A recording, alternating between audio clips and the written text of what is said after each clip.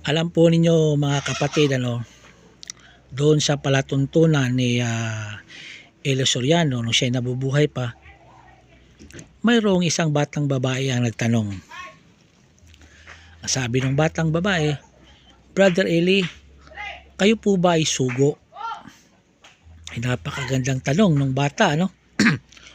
Alam po ninyo kung anong sagot ni Eli Soriano.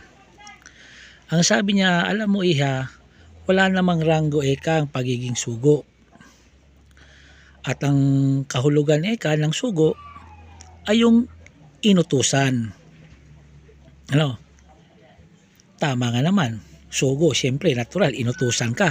At sinong nagutos? Ang Panginoong Jesucristo. Ngayon, ang sabi niya, ano ba eka ang utos? Mangaral ng salita ng Diyos. Sabi ni Eli Soriano, ako eka, ginagawa ko yung utos. Nangangaral ako.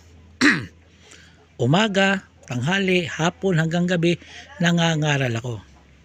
Ginagawa ko yung utos, sabi ni Eli Soriano, ano?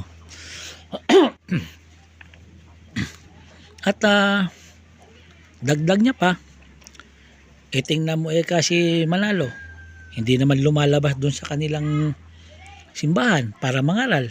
Tingnan mo si Maximiano Nieto, hindi naman lumalabas para mangaral. Nandun lang sa mga palasyo nila. Nanira pa. Ano?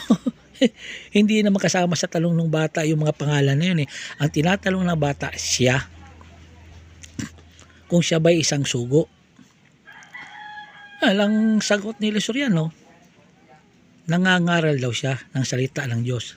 Sinusunod niya raw yung utos. Pero yun lang, hindi niya direktang masagot ang bata na siya ay sugo, na siya ay inutusan. Bakit? Bakit hindi niya direktang masagot ng bata?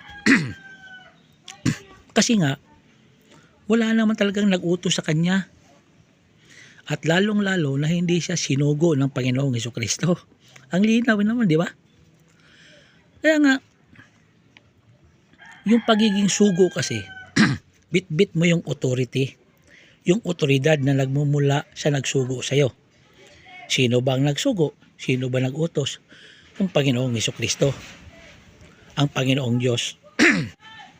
Di ba? Doon pa lang, meron ka ng authority na mangaral ng salita ng Diyos dahil nga ikaw ay isang sugo. At yun ang hindi masagot-sagot ni Eli Soriano. Hindi niya direktang masabi sa bata